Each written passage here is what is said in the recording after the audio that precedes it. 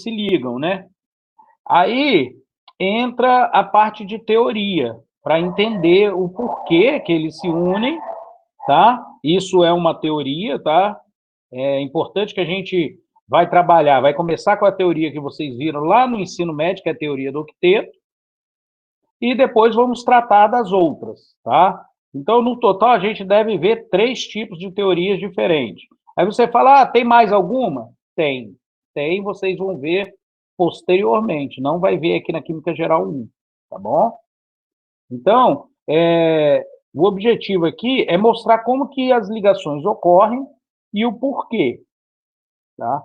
Eu gosto de começar, antes de falar, mostrando fisicamente, ou seja, utilizando a física, para entender o que é uma ligação química, tá? E aí eu uso esse primeiro slide aqui. Esse slide, ele trata aqui de dois gráficos, onde esses dois gráficos, em parte, têm significados similares, que ele mostra uma ligação química ocorrendo. Bom, o que provoca a ligação? Acho que essa é a primeira pergunta que vocês têm que ter na cabeça. A ligação, ela ocorre, olha só, esquecendo a teoria do octeto, esquecendo tudo, por forças eletrostáticas que atuam nos átomos. O que é uma força eletrostática? É uma força similar ao que tem no ímã, tá? Onde essa força eletrostática é a força de atração entre cargas positivas e negativas. Então, quando eu tenho uma força eletrostática, vocês veem, eu acho que em Física 3, essa matéria, então eu não vou ficar entrando em detalhes, eu tenho o seguinte, que a força eletrostática, ela é proporcional à força de atração das duas cargas, ou seja, que cargas que eu estou dizendo? O núcleo do átomo tem carga positiva, o elétron tem carga negativa. Então, o que atrai um átomo até o outro é o núcleo positivo atraindo os elétrons do outro átomo, um em direção ao outro. Ok? Então, eles vão se aproximando e essa aproximação ela é dada por essa força atrativa aqui no gráfico. Tá? Então, eu tenho essa força aqui. Se vocês olharem, é usual a gente pensar que essa força iria crescendo, mas nesse eixo X aqui, eu tenho a separação desses dois átomos. Por isso que chama aqui, ó, separação interatômica. O que é essa separação? A distância em que um átomo está do outro. Quando eu estou muito distante, essa força 1, força 2, vou chamar assim, uma de cada átomo, ou força do átomo A, força do átomo B, o que for melhor para vocês, ela é muito pequena. É igual quando você pega dois ímãs e põe um afastado do outro. Quando os dois ímãs estão um afastado do outro, eles praticamente não interagem um com o outro. Quando eu vou diminuindo a distância, ou seja, caminhando em direção ao zero aqui, ó, a força de atração começa a aumentar. E ela aumenta como uma exponencial, ok? Então, eu não sei se vocês já viram exponencial lá, a exponencial ela tem a característica de crescer muito rápido, tá? E aqui ela cresce muito rápido, perto do zero. Por quê? Porque a fórmula que determina essa força atrativa é proporcional à força 1 vezes a força 2 dividido por essa distância. Então, quanto menor a distância, maior a força atrativa. Ok? Então, você tem aqui uma força atrativa que vai aumentando à medida que eu vou diminuindo a separação entre os 2, ou 3, ou 4 átomos, aí por diante. Vamos pensar em 2 que fica mais fácil. Bom, entretanto, quando eu tenho uma aproximação em certa distância, ou começa a ocorrer uma interação entre os elétrons de cada átomo, ou seja, entre a eletrosfera. E as eletrosferas têm cargas negativas. Se elas têm cargas negativas, elas têm uma força repulsiva entre elas. Ok? E essa força repulsiva vai provocar o quê? Vai querer distanciá-los. Então, ao mesmo tempo que eu tenho uma força atrativa, eu vou ter uma força repulsiva agindo. E a força repulsiva ela é proporcional à carga repulsiva do átomo A vezes a carga repulsiva do átomo B, dividido pelo quadrado da distância entre eles. Ou seja, se ele é o quadrado da distância, a força repulsiva, esse quadrado de um denominador, cresce mais rápido quanto menor for ela, quanto menor for a distância, desculpa. Então, a força repulsiva, ela cresce à medida que vai aproximando os átomos, ok? À medida que essas forças se aproximam. Então, começa a haver o quê? Uma força repulsiva crescendo. No início, ela é muito menor do que a atrativa, mas como ela cresce rápido, chega um momento que essas forças se igualam. E nesse momento que essas forças se igualam, ocorre um equilíbrio. Esse equilíbrio, quando a força se iguala, ó, nesse ponto aqui, é o que a gente chama de ligação química pela física. Foi feita a ligação química, eles entraram num equilíbrio. Ela nem se afasta porque tem a força atrativa núcleo-elétron, e nem se aproxima mais porque tem a força repulsiva elétron-elétron. Todo mundo entendeu isso que eu falei? Aí esse gráfico aqui, se eu fizer a derivada dele, lembram de derivada? Então, se eu faço a derivada dessa função aqui, que gera essa curva, eu passo até essa curva aqui, ó. E essa curva, ela tem uma característica de que, se vocês olharem, elas são inversas, porque a derivada provoca isso, o inverso, ok? Aqui a derivada é em relação à distância, então seria um df dx ou dr, né? Derivei e formo esse gráfico aqui. Desse gráfico, eu tiro o quê? A energia. Então, no ponto de mínimo, de energia mínima, o que que eu tenho? A ligação química. É o ponto que ocorre a ligação química. Ok? E aí eu tenho um ponto de mínimo local. E a área desse gráfico, dessa curva aqui abaixo aqui do eixo, essa área vai me dar a energia da ligação. Química, quando você pensa nessa ligação, eu tenho aqui a minha carga A e minha carga B. Essas cargas se aproximam por aquela forma, desculpa, por aquela força atrativa. E à medida que essa distância diminui entre eles, eu vou tendo uma repulsão. Até que chega um momento que a força de repulsão e a atração se igualam, e aí eu tenho uma sobreposição da densidade eletrônica, ou das eletrosferas dos átomos. Ou seja, você não consegue mais distinguir de quem é quem os elétrons que pertenciam ali àquele átomo. E aí você forma uma ligação química. E essa distância aqui, entre os dois átomos, seria a distância da ligação, o comprimento da ligação. Então, são duas abordagens diferentes, tá? Aí é uma física, usando a física, e o outro usando a ideia química. Esse tipo de abordagem aqui a gente vai ver no que a gente chama de teoria da ligação de valência.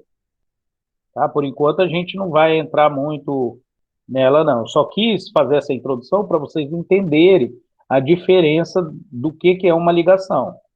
Bom, em termos de ligação, quais são as ligações que a gente vai ver? Começa com a ligação iônica. A ligação iônica vocês veem lá no ensino médio, onde normalmente se utiliza a teoria do octeto.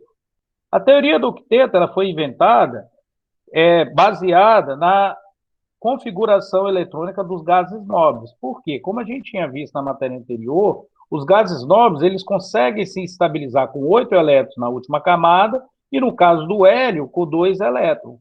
Ele existe sozinho, isolado, enquanto as outras espécies não existem. E aí a teoria do quinteto foi baseada nisso, onde a ideia é que átomos específicos, quando se ligam, ocorre a transferência de um elétron para uma espécie, ok? De modo que essa espécie venha completar 8 elétrons, e a espécie que perde elétrons, ela, como perde aquela camada ali, ela fica com a camada anterior completa com 8 elétrons. Essa é a teoria do octeto. É uma das teorias mais antigas e, lógico, ela é bem completa, né? Ela não é uma teoria completa. Ela funciona para um caso limitado de espécies, tá? Ó, aproximação. ocorre a transferência de elétrons. A espécie que perdeu elétrons, ele perde a quantidade de elétrons daquela camada, que no caso era o sódio. Aí, quando ele vira um cátion, ele diminui o raio, que a gente já conversou sobre isso também. E o cloro, que tinha 7 elétrons, quando ele ganha um elétron, ele completa 8. E ao completar 8, vai um elétron para ele, aumenta a repulsão dos elétrons e ele aumenta virando um ânion.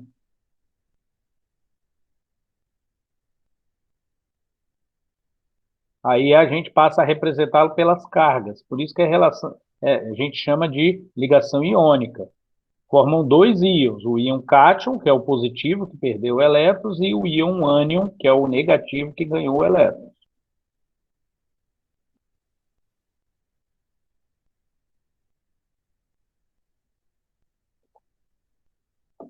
Ok? Alguma pergunta?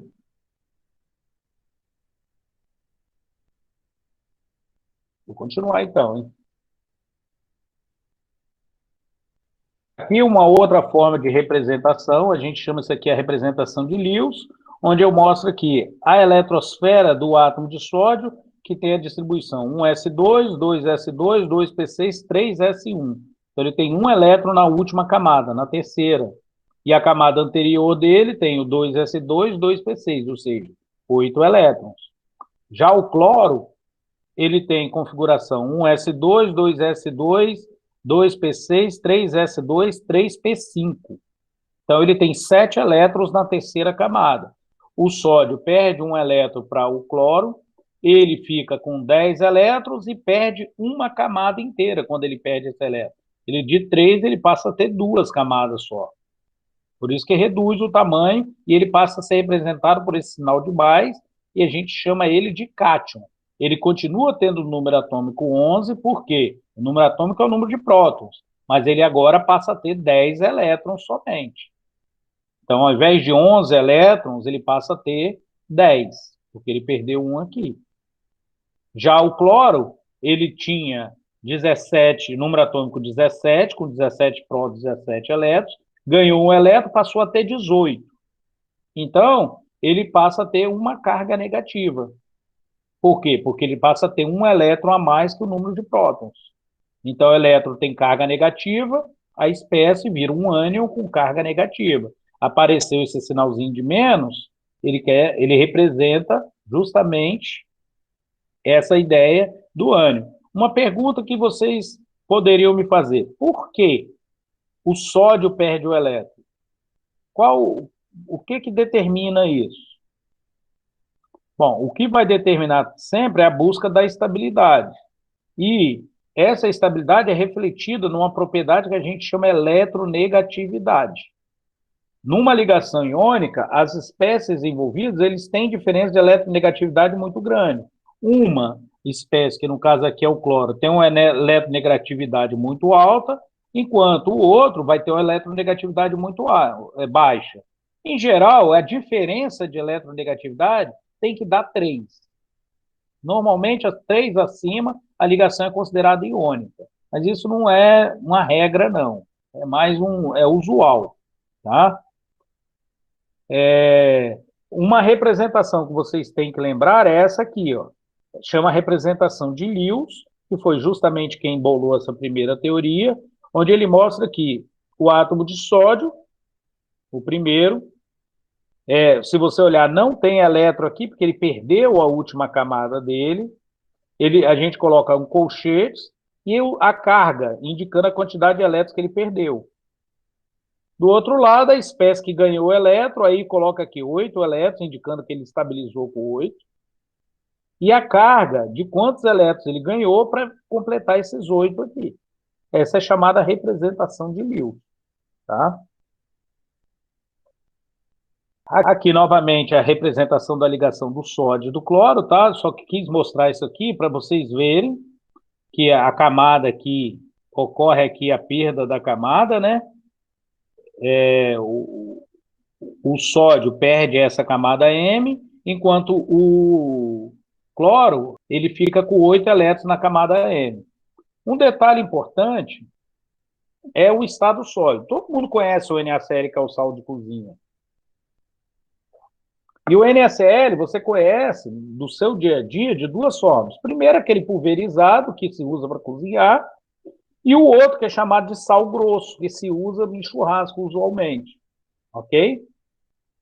É importante entender que esses sólidos iônicos, alguns covalentes também fazem isso, sólidos covalentes, eles tendem a se organizar quando estão no estado sólido.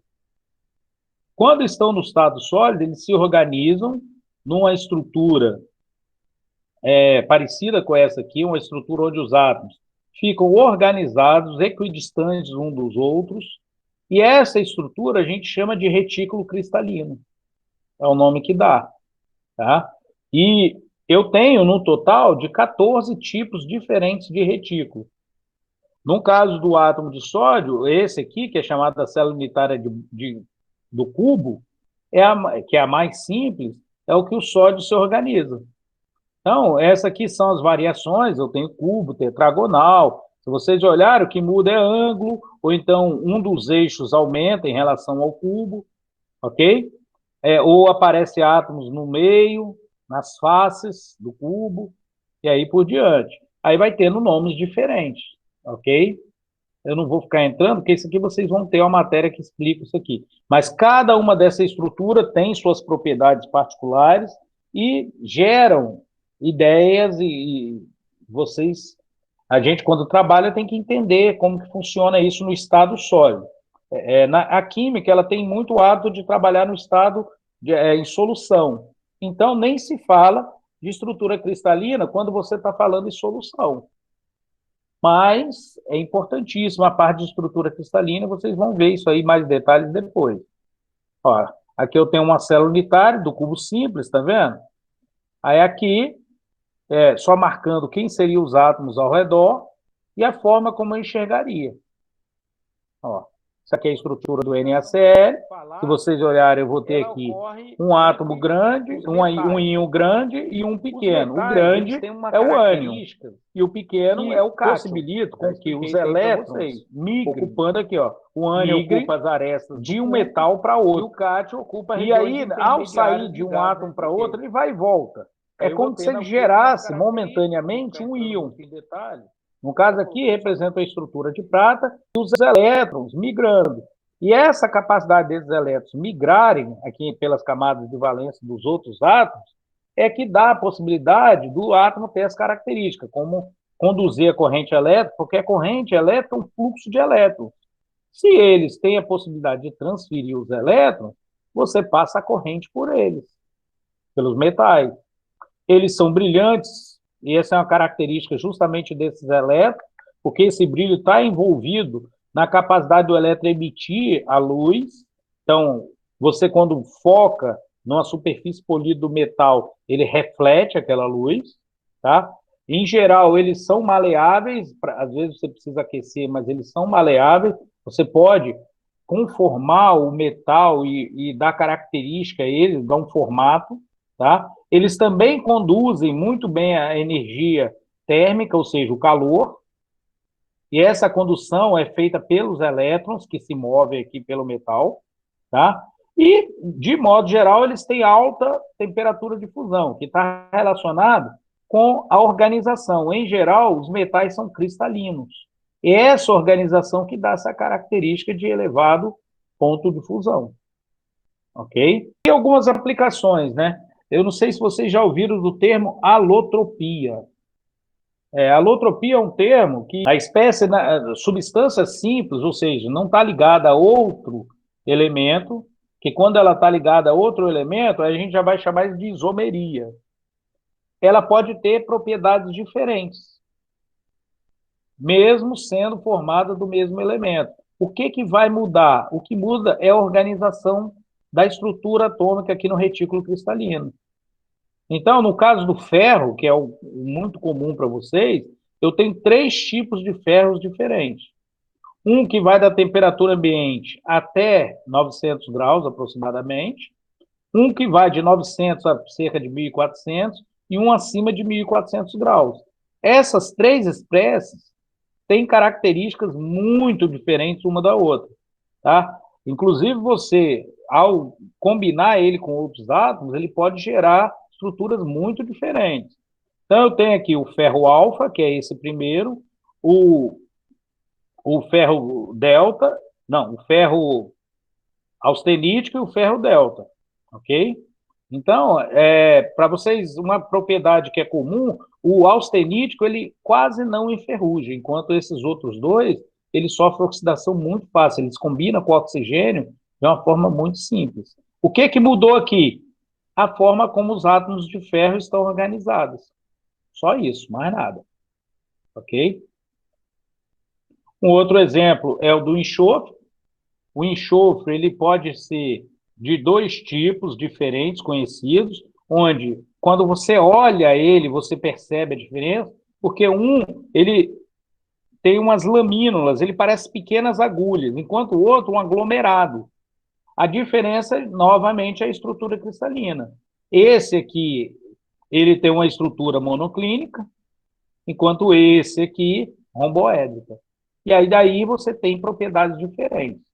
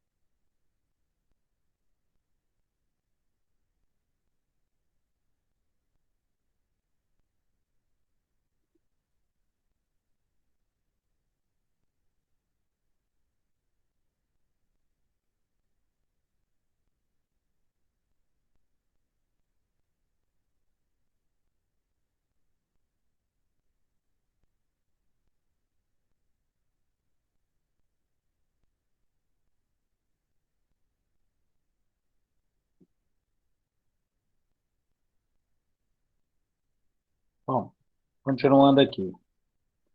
Agora a gente vai entrar. Vocês viram lá aquela ligação entre a água. Aquela ligação é usando a teoria do octeto, como eu falei para vocês. Mas vocês vão ver que a teoria do octeto, apesar de ser uma teoria interessante, principalmente para a época que ela foi trabalhada, ela é uma teoria limitada. Por que limitada? Porque existe outras ligações que possuem mais de 8 elétrons e que a teoria do octeto não funciona. Teoria de repulsão dos pares eletrônicos da camada de valência. Alguns livros utilizam a sigla dele em inglês ou alemão, não lembro, que é VESPER, tá? Que é VSPR.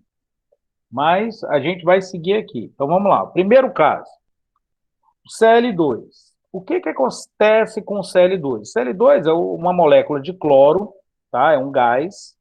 E eu tenho o átomo de cloro com essa configuração eletrônica aqui, ó, de subníveis. Um S2, 2S2, 2P6, 3S2, 3P5. Ou seja, camada K com 2 elétrons, camada L com 8, camada M com 7. Ou seja, se eu fosse usar a teoria do octeto, ele está com 7, ele precisa ganhar um elétron para formar 8. Não é isso que vocês veem lá no ensino médio? E aí, como são dois átomos de cloro, eles possuem a mesma eletronegatividade, que é uma eletronegatividade bem alta. Se eles possuem a mesma eletronegatividade, nenhum dos dois vai querer ceder o elétron. Como nenhum dos dois vai ceder o elétron, Para eles completarem 8, eles fazem aquele compartilhamento da ligação covalente. Aí vocês fazem como? Vocês pegam a molécula, pegam a quantidade de elétrons da última camada, 7, distribui e fazem o compartilhamento aqui, completando aqui onde esses 2 elétrons, eles passam a funcionar, a contabilizar para os 2 átomos. Por quê? Porque é como se esses 2 elétrons coexistissem nos 2 átomos ao mesmo tempo. Beleza até aí? Posso continuar?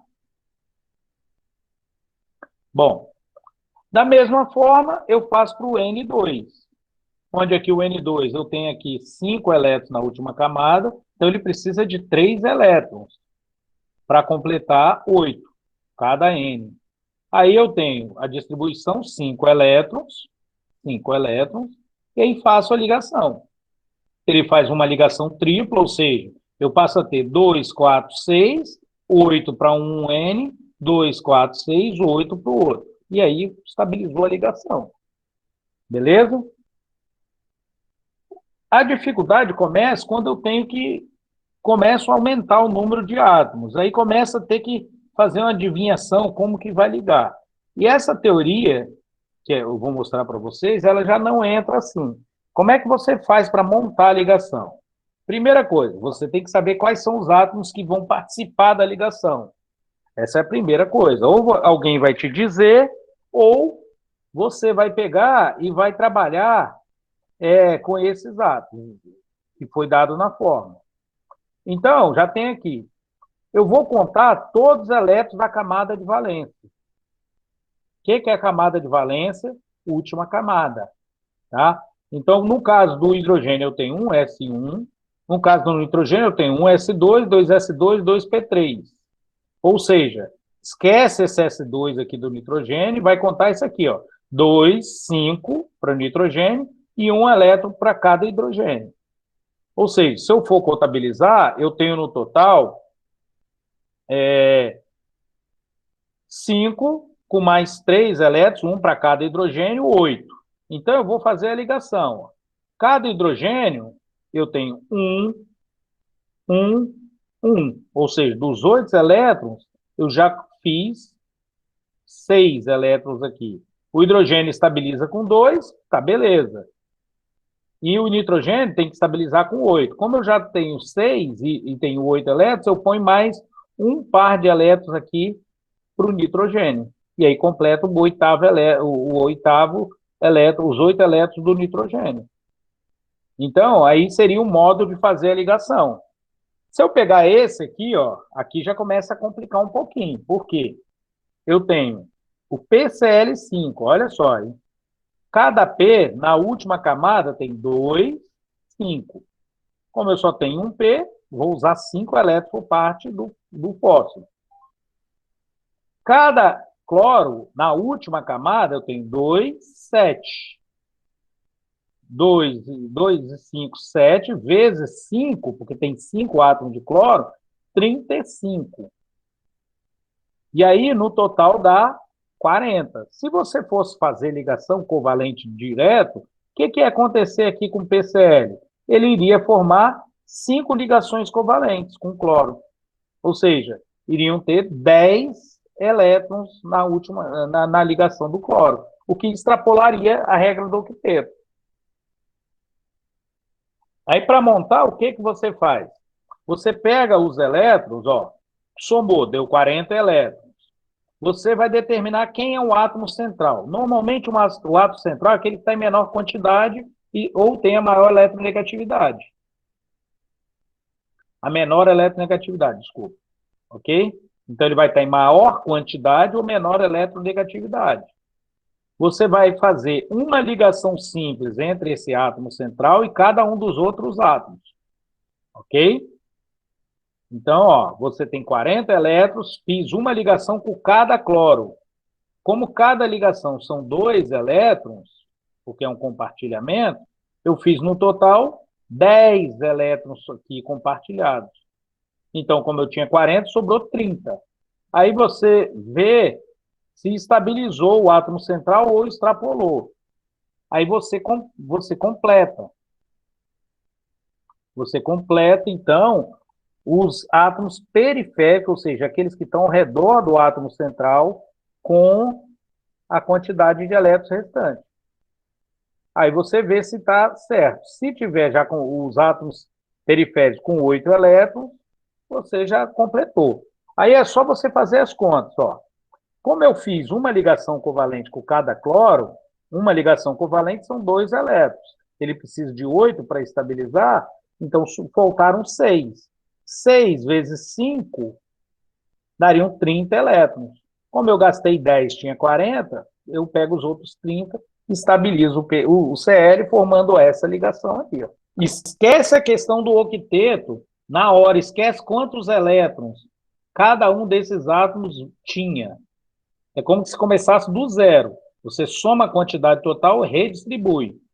Uma ligação covalente entre o átomo central e o outro, ó, 1, 2, 3, 4, 5.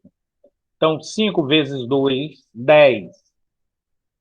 Como eu tinha 40, sobraram 30. Aí eu vou botar, ó, 2, 4, 6, 2, 4, 6, 2, 4, 6, 2, 4, 6. 6 vezes 5, 30. Com mais 10 aqui, 40. Completei a ligação. Perguntas? Professor, mas no caso aí você teria que colocar os pontinhos, né?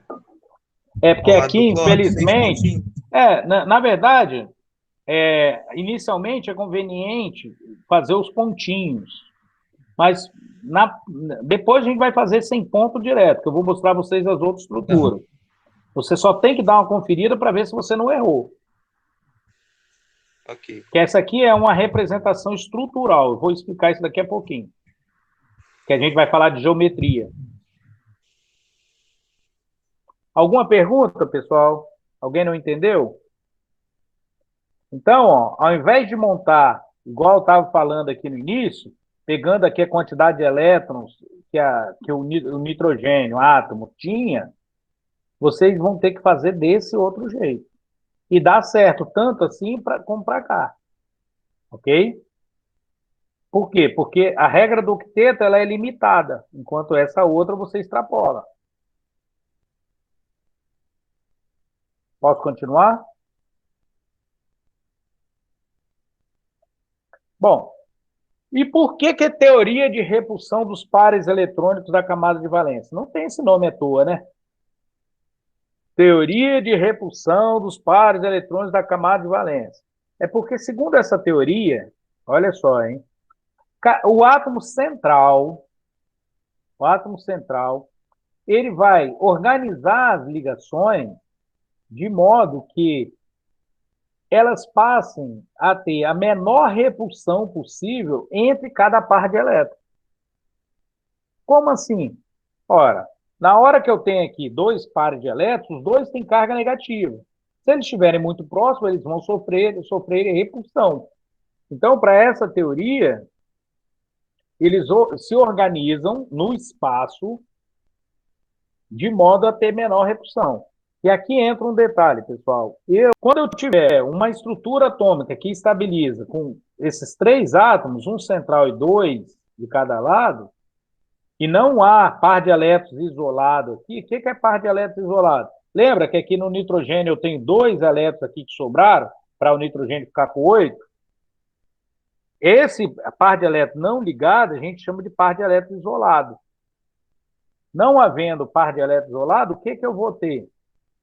Eu vou ter uma geometria que a gente chama de linear, onde a gente fala de número estérico, é o quê? O número de vizinhos ao átomo central. Quando eu tenho 2 vizinhos, tá vendo? 2 átomos ligados. Eles vão ficar equidistantes, opostos a 180 graus. Por que 180? Porque dá a menor repulsão entre eles. Se eu tiver 3 átomos ligados ao átomo central, que é o segundo caso aqui, eles vão ficar a uma distância de 120 graus. É como se fosse um triângulo, né? E aí passa a ter um nome, que chama de trigonal plana, e esse outro com 2, linear, porque parece uma linha. Tem que saber esses nomes, tá? Se eu tiver 4, por enquanto, vocês vão ver que com 4 a gente vai chamar de tetraedro. Essa tetraédrica, ela é como se fosse uma pirâmide de base triangular, onde o ângulo equidistante é de 109,5 graus. Mas vocês vão ver que esse ângulo muda, que altera, que aí que é o segredo. A bipirâmide trigonal é quando eu tiver 5 átomos rodeando o meu átomo central. E aí esses 5 átomos, ó, é como se eu tivesse um eixo vertical e aqui no meio um triângulo, tá vendo aqui um triângulo? Esse triângulo aqui no meio é que caracteriza a bipirâmide trigonal. Por que bipirâmide? Porque ela forma duas pirâmides de base quadrada. Desculpa, de base triangular. Uma para cima, ó, uma para cima aqui e uma para baixo. Ok? E aí? E por fim, a octaédrica. A octaédrica, eu tenho 6 átomos ao redor aqui, circulando. E esses 6 átomos vão me gerar um arranjo de modo que os ângulos vão ser de 90 graus. Um detalhe aqui na bipirâmide trigonal é que ela tem 2 ângulos, pessoal. Um que é um ângulo reto que forma com o eixo vertical e cada um desses átomos aqui. Então, vocês conseguem enxergar? Aí ele forma um ângulo de 90 graus. E o outro, como isso aqui é um triângulo aqui no meio, passa a ter um ângulo de 120 graus. Se vocês observarem, ixi, deu erro aqui. Eu acho, vamos ver. Ó, a bipirâmide, aqui, ó, é isso aqui. Vocês conseguem ver? Dá para ver? Não sei se consegue ou se está pequeno. Ó, isso é a bipirâmide, um eixo vertical, aqui um triângulo. Ó. Consegue ver, pessoal? Eu sei que é pequeno, mas eu não sei nem se vocês estão vendo. Dá para ver, sim. Aí aqui, ó, um ângulo de 120 e aqui um ângulo reto. Ó. Ok? Se eu pegar a octaédrica, ó, essa aqui é a octaédrica. A octaédrica, ó, é como se eu tivesse um eixo vertical e um quadrado no meio, tá vendo? Esse quadrado no meio. Cada ângulo aqui, ó, 90 graus. Beleza? Bom, vamos voltar lá na apresentação. Se tiverem dúvidas, tá? Ó, aí o cara fala o seguinte, ó. Quais das substâncias têm ligações que são predominantemente iônicas? Ou seja, ele me dá aqui, ó, um cloreto de alumínio, um óxido de magnésio, um óxido de alumínio, um fluoreto de cálcio, um fluoreto de césio. Qual deles que seria formado por ligações predominantemente iônicas? Para facilitar, eu dei aqui uma tabela com a eletronegatividade, mas nem sempre você vai ter isso à mão. Então, tem que ter uma noção de onde estão os átomos mais eletronegativos e menos. Como eu falei, aqui ó, seria o grupo 1. Primeiro lá, a família 1A. Eles são os com a menor eletronegatividade. Ok? E do lado de cá, na 7A, esse que está em cima é o que tem a maior eletronegatividade. Para formar uma ligação predominantemente iônica, o que eu tenho que ter? Uma diferença de aproximadamente 3. Então, ó, por exemplo, o AlCl3. Ó, eu tenho aqui o Cl, 3,2, e o Al com 1,6. A diferença entre esses dois daria aproximadamente 1,6. Então, a tendência é eles não terem uma ligação predominantemente iônica. Ó, o MgO, eu tenho aqui 3,4 e 1,3. Isso ali vai me dar uma diferença de 2,1. Também a tendência é não ser predominantemente iônica. Ó, esqueci aqui. O Al e o O. 1,6 do Al, 3,4 do O. isso também não vai me dar uma ligação predominantemente iônica. O CAF, ó, 4 aqui, 1,3. Então, isso aqui vai dar 2,7.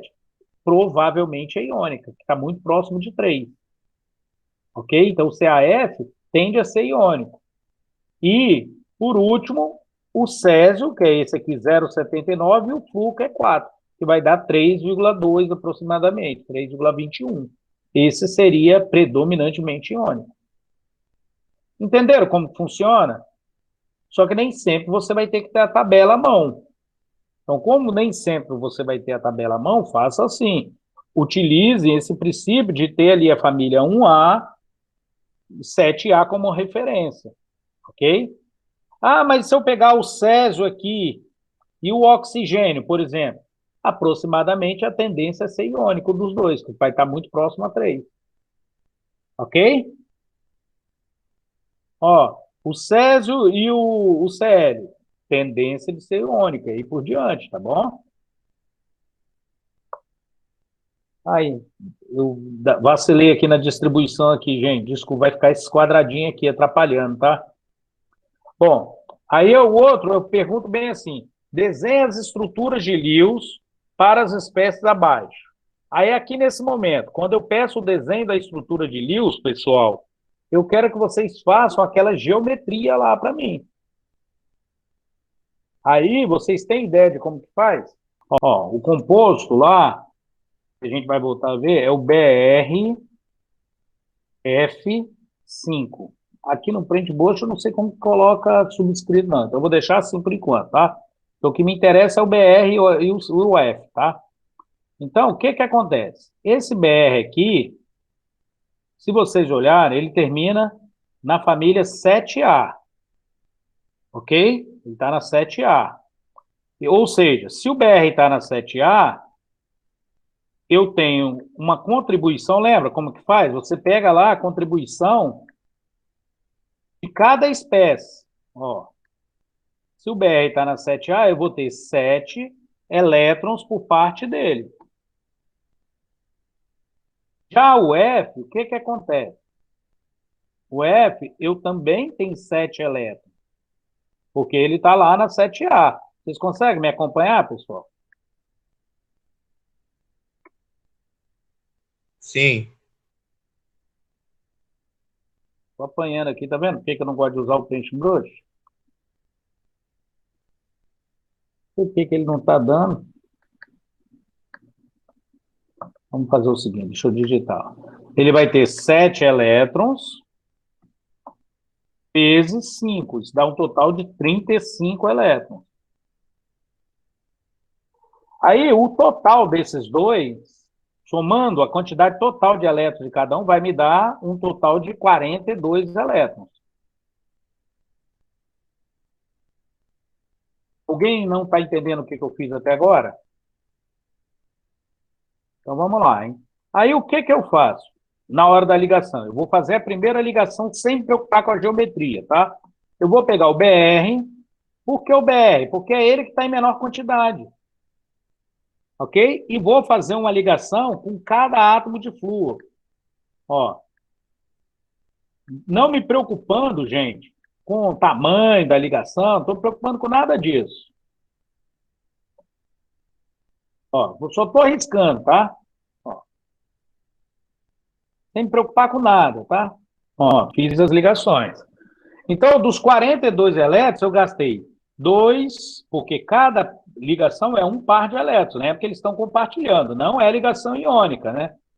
Ó, 2, 4, 6, 8, 10. Ou seja, sobraram 32 elétrons. Ó, para completar, ele não tem 2? Para completar 8, eu preciso de quanto? Eu preciso de 6, ó. 2, 4, 6, 8. Mesma coisa aqui. Aí, o que que acontece? Eu vou ter, ó, 1, 2, 3, 4, 5 vezes 6. Daria um total de 30. 30 com mais 10, 40. Aqui tinha quanto? 42. E o que que eu faço com esses dois que sobraram, gente? Ela que é a covalente da ativa? Não, aqui É mais uma coisa, você vai esquecer um pouco essas dativas por enquanto. Esquece isso que você vai entender isso quando chegar lá na frente. Que essa dativa no ensino médio é uma forçação de barra horrorosa. Ah, quando não dá certo é dativa. Lá tudo é assim. Sabe o que que você vai fazer? Quando você completar os octetos, ou seja, completar os 6 elétrons das espécies que estão ao redor do átomo central, você coloca aqui, ó. Ó. Ok? Tudo bem? Ou seja, quantos elétrons que esse átomo central ficou?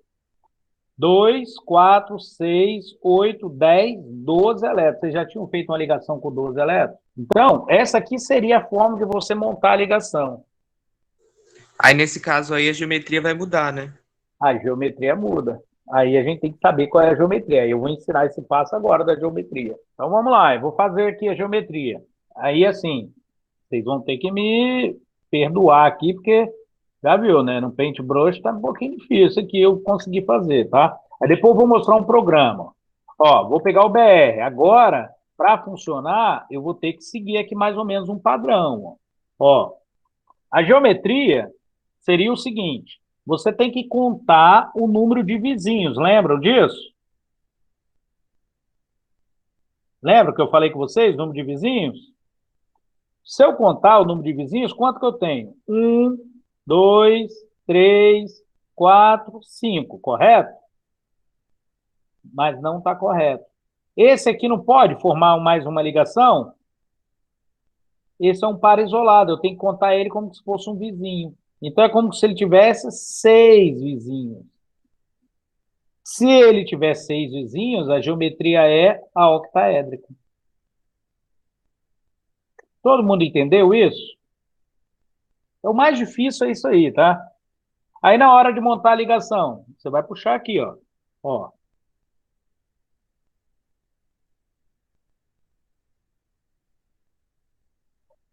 Uma ligação. Aí vai vir para cá, ó. Um F. Aí, vou puxar mais uma ligação ali para baixo, ó. Professor, Professor, tem uma... no caso, nesse exemplo que você está falando, e, tipo, não são todos assim, né? Mas nesse caso vale, tipo, Pode continuar, pode falar. eu vou considerar que esse par de elétrons ligantes ali no BR, aqueles dois sozinhos ali, eu vou considerar ele como sendo um sexto ramo, aí por isso que a geometria vai ser octaédrica, tipo, nesse caso. Exatamente, exatamente. Ó, ficaria assim, ó. Vamos dizer, eu estou fazendo direto, eu queria fazer direitinho, mas não vai dar, não. Eu não estou conseguindo aqui fazendo as coisas. Opa. O professor, mas no caso a minha pergunta é, tipo, sempre que tiver esse parzinho aqui, Sempre você vai considerar. como se fosse um outro ramo da ligação? Sempre vai considerar como se fosse uma possível ligação. Ok. E aqui embaixo vai ficar assim, ó. Um parzinho de elétrons aqui. Mas, ó, ele ficaria assim, ó. O octaédrico não teria mais um aqui para baixo? E aí, ele passa a ter um nome específico. Ó, se fosse o octaédrico aqui, ó, tiro essa ligação e ao invés de deixar a ligação, só o parzinho de elétrons aqui embaixo, tá vendo? Ó. Isso aqui, percebe que é uma pirâmide de base quadrada? É uma variação do octaédrico. Entenderam como é que monta, pessoal? Cada molécula tem o seu arranjo. Cada uma delas. E à medida que eu vou variando, aí o que você precisa saber? Se você decorar aquelas que eu mostrei para vocês, ó, o octaédrico. Ó, tirei um par de elétrons, ela virou uma pirâmide de base quadrada. Tirei o outro, ela virou outra geometria, tá vendo? Mas ela continua lá o octaédrico. Que aí eu vou mostrar a vocês todas essas variações aqui possíveis. Ok? Na sala de aula, eu peço para saber o nome de tudo. Tudo. Aqui é distância. Fala, Luiz. Isso acontece porque os pares não ligantes, eles meio que causam repulsão, né, na molécula, e aí Exatamente. faz com que, e aí a molécula, ela quer meio que, como que eu posso dizer? Ela quer ficar no arranjo que fique melhor, no caso que É o menos, arranjo que dê menor repulsão. isso aí. E Por aí, isso que fica aqui o parzinho de elétrons aqui embaixo, quando tira aqui, fica uma área toda aqui só para esse par de elétrons, enquanto o resto aqui, a tendência é isso aqui até virar um guarda-chuvazinho, puxar assim um pouquinho, tá? Aí você passa a ter um ângulo aqui maior do que 90 graus. Que lembra que o octaédrico ele era todo 90 graus, não é isso? Quando eu sim. tenho um par isolado embaixo, aqui passa a ser maior do que 90 graus. E aqui fica menor, lógico, né? Aí, ó, o BRF5, ele vai ficar uma estrutura. Aqui ele deitou, mas ele fica uma estrutura que a gente chama de quadrado, de pirâmide quadrática, desculpa, tá? O CCl4, eu sigo o mesmo procedimento. Ó. Carbono tem 4 elétrons na última camada, 2 e 2, 4. Cloro tem 7. 7 vezes 4, 28, com mais 4, 32. Então, eu faço a ligação. Eu vou ter aqui a ligação. Professor, você tinha falado que o do BRF5 tinha um nome especial por ser tipo Pirâmide octaédrico. quadrática. Ah, ok. Eu vou mostrar lá ainda todas essas variações. Mas é pirâmide Ok. quadrática. Ó, o CCl4, ó, eu tenho aqui, ó. Se você olhar, 1, 2, 3, 4 ligações com cloro. Cada carbono ligado ao cloro. Ok? Então, eu já dos 32, eu tirei 8. Botei 6 em cada cloro aqui, ó. Por quê? Porque o cloro já fez uma ligação. Para completar 8, faltam 6. Então, 6 vezes 4, 28. 28 com 8, 32, fechou a ligação. Aí, montando a ligação, o que que eu vou ter? Eu vou ter aqui uma estrutura sem átomos, todos os átomos ligados, sem elétrons isolados, 4 pares, 4 ligações. Se eu tenho essas 4 ligações, eu chamo isso de tetraedro. E tem que fazer esse esboço desse desenho. É uma pirâmide de base triangular. Ó, quantidade de elétrons, nitrogênio, 2, 5 elétrons na última camada. Como eu só tenho um nitrogênio, fica 5. Oxigênio, 2, 6. 6 vezes 2, 12. 12 com mais 5, 17. Com mais 1 do hidrogênio, 18. Tudo bem? Aí eu faço a ligação. Nitrogênio é o átomo central. Eu vou ter uma ligação oxigênio-nitrogênio. Outra ligação oxigênio-nitrogênio. Ok? Outra ligação oxigênio-hidrogênio. Eu botei aqui porque não estava dando espaço. Eu botei junto assim, tá? Mas tem mais uma ligação aqui. Então, ó, eu tenho 5 com mais 12, 17, 18 elétrons. Eu fiz 1, 2, 3 ligações, ou seja, dos 18 eu já tirei 6, sobraram 12. Como que eu monto o restante da ligação? Qual é o passo? O passo é, faça a ligação entre o átomo periférico e o central. Já foi feito. Completou a ligação? Completa o octeto do átomo periférico, tudo bem? Aí eu vou ter aqui, ó, para completar, aqui eu tenho 2, 4, 6, 8. Então, 6 elétrons. Esquece essa dupla por enquanto, tá? Então, 6 elétrons aqui. Ou seja, completei 8, porque só tinha uma ligação. Do lado de cá, ele tem 2 ligações, então preciso mais 4. 2, 4. Ou seja, dos 12, eu fiz mais 4 ligações. 5 elétrons para o nitrogênio, está na última camada. Para o hidrogênio, eu tenho 1 elétron. E para o oxigênio, eu tenho 6 elétrons na última camada. Como é que eu sei disso? Vou lá na tabela periódica. Tudo bem? Eu tenho um átomo de hidrogênio que então contribui com 5 elétrons. Um de hidrogênio contribui com 1 elétron. Então, eu tenho 2 de oxigênio. Multiplico aqui vezes 2, o total é 12 elétrons. Somo tudo. Eu tenho aqui 12, 13, 18 elétrons.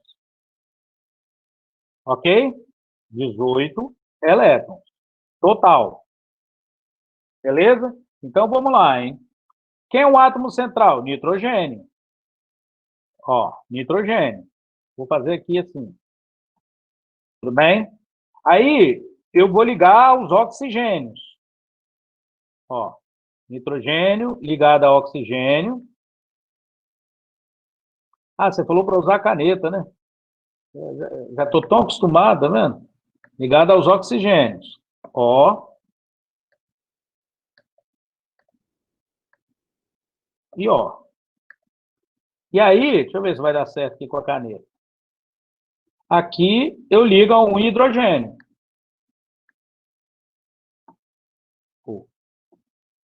Tudo bem até aí? Eu tenho 2, 4, 6 elétrons distribuídos. Professor, Sim. por que você ligou o hidrogênio no oxigênio? Ah, tá, eu esqueci de falar. Isso aqui é um ácido, é o ácido nitroso. É usual, os ácidos, o hidrogênio liga ao oxigênio. Todos os ácidos. Com algumas exceções, né? Aí eu tenho que falar depois. Entendeu? Entendi, obrigada. O átomo central liga ao oxigênio. Beleza? Então, continuando aqui, ó. O hidrogênio, ele estabiliza com 2, então já fechou. Falta estabilizar os outros. Aí, pela teoria, o que eu faço? Completo o octeto desse cara aqui, ó. Ó, vou botar de vermelho aqui, vou tentar marcar, ó. 2, 4. Ó, ele tem 2, então 6. Completei o octeto. Do lado de cá, ele já fez 2 ligações, esse oxigênio. 2 ligações, então eu preciso de mais 4, ó. 2, 4. Tudo bem? Ou seja, eu já usei quantos elétrons dos 18? 6, 8, 10, 14, 16. Sobraram 2, não é isso? Alguma dúvida? Posso continuar? Esses 2 que sobraram, o que eu faço? Coloco no átomo central, para completar o octeto dele. Ó. Fechei aqui o átomo central. Aí, completei os 18 elétrons. Ó. 2, 4, 6, 8. 2, 4, 6, 8, 10. 18 elétrons total. Ok? Agora, todos os átomos estão estáveis? Não. O nitrogênio só está com 6. Vocês percebem isso? Se O ele oxigênio faz 2 ligações, né? Não necessariamente. Depende muito. Aí é que tá. Esquece esse negócio de quantas ligações o oxigênio faz. Claro que nessa estrutura aqui ele vai fazer, mas não entra nessa não, senão fica Sim, doido. tá. Nessa estrutura ele vai fazer, mas nessa lógica. Mas esquece essa lógica que ele tem que fazer 2, tá? Aí aqui, ó, o que acontece? Quando ó, eu já estabilizei aqui os átomos periféricos, não tem mais elétrons sobrando, e o átomo central ainda não completou 8, ele tem 6. Então, todo mundo está enxergando o que eu estou falando? O que eu faço? Eu utilizo o recurso de montar mais uma ligação aqui, ó. Eu tiro esse par de elétrons aqui, pode ser o de baixo ou de cima, tá? Tiro esse par de elétrons, venho aqui e faço mais uma ligação. Aí agora, o que vai acontecer? Esse aqui tem 2, 4, 6, 8. Completou 8. Esse aqui tem 2, 4, 6, 8. Esse aqui tem 2, 4, 6, 8. E esse já tem 2. Alguém não entendeu o que eu fiz? O nitrogênio, então, ele faz uma outra ligação covalente com o oxigênio para... Exatamente, usando aquele par de elétrons que eu tinha distribuído. Lembra que isso aqui é um método de fazer a ligação, mas dá certo, tá? Dá sempre certo. E a ligação é essa mesmo. Aí por isso que fica com aquele dupla O. Não é porque o nitrogênio, o oxigênio precisa de 2, não. Esquece isso por enquanto, tá? Tá, e qual vai ser a geometria desse daí? Qual vai ser a geometria? Aí a gente tem que contar. Olha só. Se vocês olharem, esquece por enquanto esse oxigênio aqui, tá? Por isso que eu botei ele até junto. Tá como se fosse uma coisa só aqui. O que eu tenho?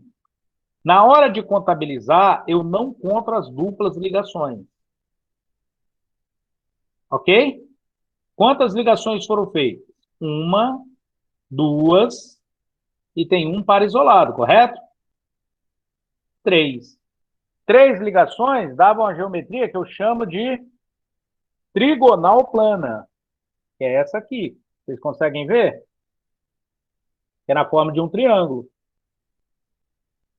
Todo mundo enxerga? Um ângulo de 120 graus. Só que essa aqui de cima não foi feita, não é isso? Aí ela passa a ter uma variação que a gente chama de angular. Que forma um ângulo, tá vendo? E o par de elétrons em cima. Essa aqui, ó. Angular. Vamos ver quais são as outras geometrias, para vocês entenderem. Aí são todas as variações possíveis. Deixa eu mostrar lá. Ó. Deixa eu pegar logo a forma. Ó. Linear, quando eu tenho 3 átomos envolvidos, 2 vizinhos, 2 ligações sendo feitas. O ângulo de 180 graus. A trigonal plana, que foi essa que eu mostrei para vocês. 3. Só que se eu tiver um par de elétrons isolado, que nem está aqui, mas devia estar, foi erro meu, ela pode se transformar em angular. Ok? Qual o ângulo aqui que a gente considera? 120. Se o par de elétrons isolado aparecer aqui, é lógico que esse ângulo aqui aumenta e esse aqui diminui. Vocês entendem que o par de elétrons isolado ele tem uma repulsão maior, fazendo com que o ângulo altere? Sim, ele vai fazer com que as perninhas ali, no caso, desçam mais para baixo. Ele se aproxima, diminui aqui esse ângulo e aqui aumenta. Ok?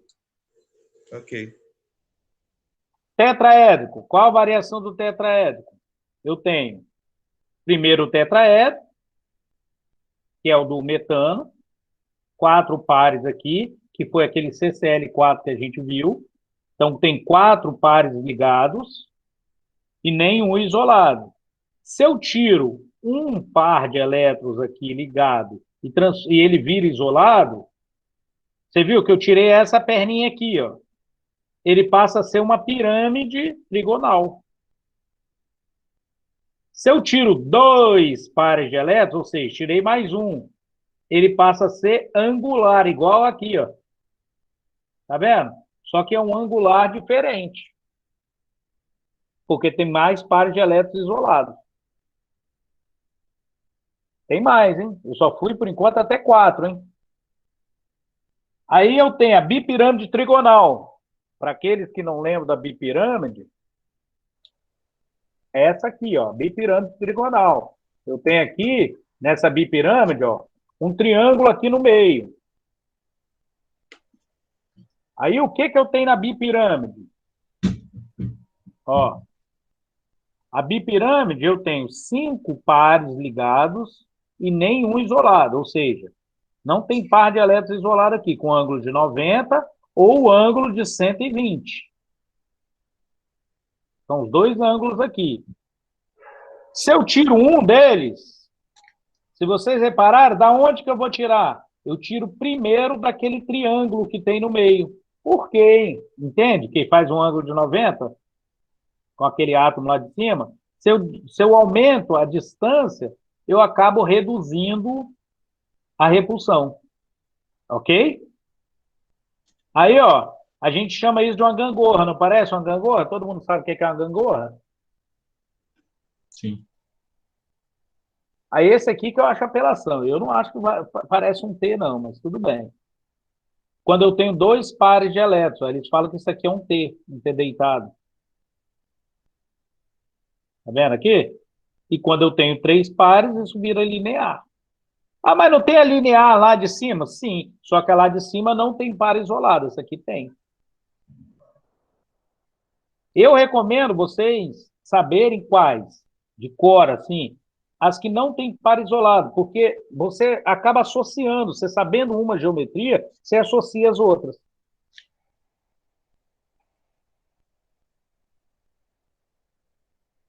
Por fim, a octaédrica. Eu tenho um quadrado aqui no meio e um eixo aqui vertical, com ângulos de 90 graus. Aí eu tenho aquela que eu mostrei, a pirâmide do BRF5, que chama de pirâmide tetragonal, e depois a que tira o de cima, a gente chama de quadrado planar. Tem mais variações, tá? Eu que não coloquei aqui. Façam essa aí, desenhem essa aí para mim, por favor. É BR3F2. Eu já dei aqui a configuração eletrônica, que é a quantidade de elétrons, tá? Ó, somou a quantidade de elétrons, é só seguir os passos, ó. Primeira coisa, quem vai ser o átomo central? Tem o P, o BR e o F. Aí você vai ver que o P é o que está em menor quantidade, estão vendo aqui? Então ele é o átomo central. Se tivesse dois aqui sozinhos, você usava aquele que é menos eletronegativo. Ok? Então, P é o átomo central. Aí você vai fazer as ligações. BR, BR, BR. F, F. Quantas ligações foram feitas? 10. 10 elétrons. 5 ligações, desculpa. 5 ligações, 10 elétrons. Então, dos 40, 10 foram embora. Completa o octeto dos átomos periféricos. Para completar, o que eu preciso? 6 elétrons em cada um. Como são 5, 6 vezes 5, 30. Fechei a quantidade de elétrons. O P já está com 10 elétrons, estável, e os outros com 8 estáveis. Ok? Aí a geometria. 5 pares de elétrons ligados, nenhum isolado. A geometria vai ser aquela que a gente chama de bipirâmide trigonal. Tem essa estrutura aí. Por enquanto é só montar e olhar na tabelinha, né? O problema é que o certo é montar sem a tabelinha, né? Esse é o certo, tá? Por que eu cobro que o pessoal decore isso? Porque essa matéria volta muitas vezes. Se vocês olharem, o que eu estou ensinando aqui é a mesma que vocês fazem lá para o carbono. Só que o cara se prende só ao carbono e acha que o resto da tabela não faz a mesma coisa. Entendeu? Então, vocês vão ver que aquela hibridização lá do carbono, não tem a hibridização que vocês veem lá? SP, SP2, SP3 para o carbono, todos esses átomos sofrem hibridização. Todos eles. Qual que é a geometria desse aí? COCl2. Trigonal plana. É isso aí. Conseguiu fazer direto? Consegui. Conseguiu ver a dupla? Dupla? Onde dupla? Estou perguntando se tem dupla. Você não falou que o oxigênio faz dupla? Ah, não teve não. Carbono é o central, os cloros, né? E o oxigênio. Aí deu certinho. Deu? Deu. O carbono ficou com 8? Isso. Não. Hã? Está com 8 elétrons, o carbono? Não, tá, é verdade. O oxigênio faz ligação dupla. Vai fazer uma dupla com o carbono para completar os 8 do carbono. Ah, tá, entendi. Entendeu? É verdade, Eu tô te falando, ao invés de te mostrar, porque para você enxergar que isso acontece, Sim. Entendeu? Gente, olha só, no porque eu quadro... prestei atenção no átomo no central. Normal, tá? Isso aí é normal. Isso aí todo mundo faz assim, que está aprendendo, né? É normal. Mas é importante treinar. Por isso que eu recomendo vocês começarem a fazer a lista. Quais são? Por exemplo, por que que aqui tem 10 e estabiliza com 10? Tem que ter um motivo, não é? Por que que a dupla ligação não entra na contagem aqui da geometria? Tem que ter um motivo. Mas ainda não dá para explicar para vocês. A próxima matéria explica isso, que é a parte de uma teoria mais completa. Aqui o que se faz é o seguinte, que ele mostra que o átomo central ele deforma a eletrosfera dos átomos de modo a direcionar para uma menor repulsão. É isso só. Mas as teorias são mais avançadas do que essa. Vou fazer mais um. Esse é difícil, tá? Esse é o mais difícil que tem. Uma dica. Aí vale a dica, tá? Sempre que for um ácido, distribui o oxigênio ligado ao hidrogênio. E o átomo central, ele está no meio da fórmula. Isso ajuda muito, tá? Ah, e aquelas ligações dativas, aquilo que fala muito no ensino médio. Tem aqui? Vai ter, mas aí vocês vão entender quando eu mostrar o porquê que vai ter. Ó, então vamos lá. Total de elétrons é 6 do enxofre, 6 vezes 4 do oxigênio dando 28, que dá 32, e 1 vezes 2, 2, então dá 28, 32, peraí, 28, 34, 36, desculpa. Desculpa, gente, eu acabei esquecendo de desligar o volume do celular aqui, ele está tocando. Aí o que que acontece? O átomo central é o enxofre, eu vou ligar, ó, enxofre, oxigênio, oxigênio, oxigênio, oxigênio. Então eu faço uma ligação com cada oxigênio, tudo bem até aí? Aí, 2 hidrogênios vão se ligar a 2 oxigênios. Quando acontecer isso, o que que vai acontecer? Esses oxigênios estabilizaram. Estabilizaram não, vão fazer 2 ligações. Aí eu completo o octeto ó, deles. Então vai ter 2 que vão ter 6 elétrons e 2 com 4. Então 6, 12, com mais 4, 16, com mais 4, 20. Tudo bem? Com a ligação central, vou ter que mostrar aqui, né? Com a ligação central, eu vou ter o seguinte, ó. Eu vou ter 1, 2, 3, 4, 5, 6, 12. Não, peraí. 1, 2, 3, 4, 5, 6. Ok? 6. Fiz as 6 ligações aqui, ó. Então são 12 elétrons. Aí aqui, eu gastei 4, 16, com mais 4, 20. E aqui, 20. Eu botei 6 e 6. Ok? Alguém não entendeu o que eu fiz, pessoal? Você poderia repetir? Lógico. Eu vou. Você entendeu aqui até a contagem de elétrons, né? Aham. Aí eu faço aqui, ó. 1, 2, 3, 4. 8 ligações. Tudo bem? 8. Só com os oxigênios. Não são 4 oxigênios? Sim. 8 ligações. 1, Ah, tá. 2, 3, 4. Uhum. Ok? Aí Sim. faço mais uma aqui, ó. Com oxigênio e hidrogênio. E mais uma aqui, ó, oxigênio e hidrogênio. Então dão 10 ligações, né? 8, ó. 8 elétrons, 10, 12. Tudo bem? Uhum.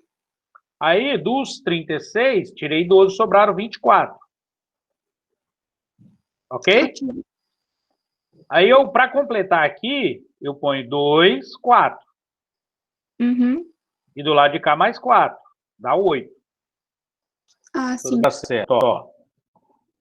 Eu faço 4 ligações com os oxigênios. 4 ligações são 8 elétrons. Cada ligação é um par. Ok? Uhum. 8, 10, 12. Tudo bem? Tudo. Então, sobraram 20. Aí eu pego aqui, ó, 2, 4, 6, 8. Dos 20, sobraram 12. Vem aqui e distribua aqui, ó. Fez uma ligação, fica 6 e 6. Ok? 12. Acabou os elétrons. Ok. Entendi. Entenderam isso? Você faz a ligação e depois soma com os pares não É ligantes. isso aí. É isso aí. Entendi. Pessoal, ó, tem mais aqui, ó, 1, 2, 3 exemplos. Quero falar dessa representação aqui para vocês saberem que existe diferenças, mas que no final é tudo a mesma coisa, tá? Só quero mostrar para vocês entenderem as diferenças. A que a gente mais utiliza é a estrutura, é a representação estrutural, que é essa aqui, ó, que é em linha. Estão vendo aqui? Normalmente não se utiliza nem o símbolo. Eu coloquei o símbolo aqui para facilitar a visualização de vocês. Mas normalmente não se coloca nem o símbolo. Aqui no caso, para o metano, seria só uma representação de um tetraedro aqui em linha. Tudo bem? Uma outra representação que também não tem os símbolos, tá? Nenhuma delas aparece o símbolo. Eu só botei o símbolo para facilitar a visualização de vocês. É essa aqui que a gente chama em vareta, que é como se fosse linha, só que é um traçado mais grosso, como se fosse um cilindro, que é justamente o que eu tenho feito quando eu estou mostrando aqui esse esquemazinho para vocês aqui. Tá bom, gente? Tá bom, professor. Valeu, meninos. Do mais, é só isso hoje. Dá uma estudadinha. Eu sei que vocês estão enrolados com outras coisas, mas tenta dar uma estudadinha, tá bom?